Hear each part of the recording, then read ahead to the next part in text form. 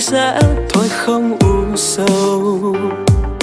Cho anh thôi không nghĩ về em, và cho anh thôi thao thức đêm dài. Giờ còn ai kề bên, còn ai đêm thâu nồng say. Lối của anh ta đã cùng nhau kề vai bên hiên trao chiếc hôn đầu.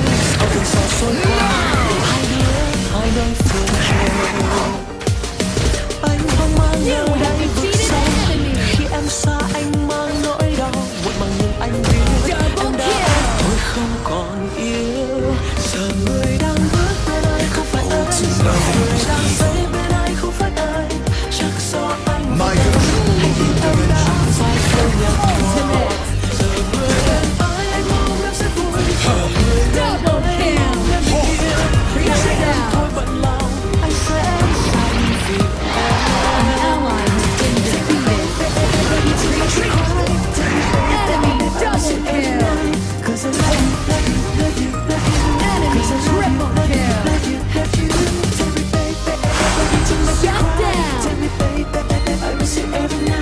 Cause I love you, love you, love you, love you.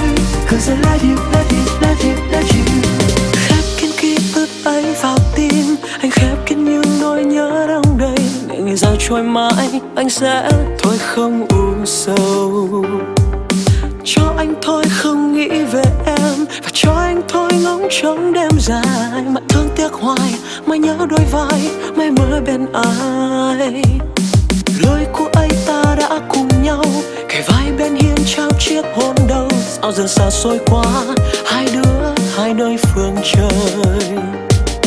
Anh hoang mang nơi đáy vực sâu, khi em xa anh mang nỗi đau.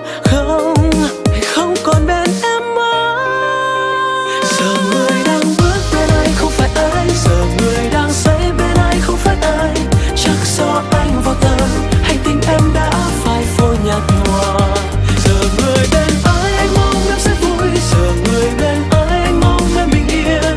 Để em thôi bận lòng, anh sẽ xa đi vì em. Hey baby, why did you make me cry? Give me a reason. Do you remember the first kissing? Your lips, your eyes, you stay in my mind forever. Giờ người đang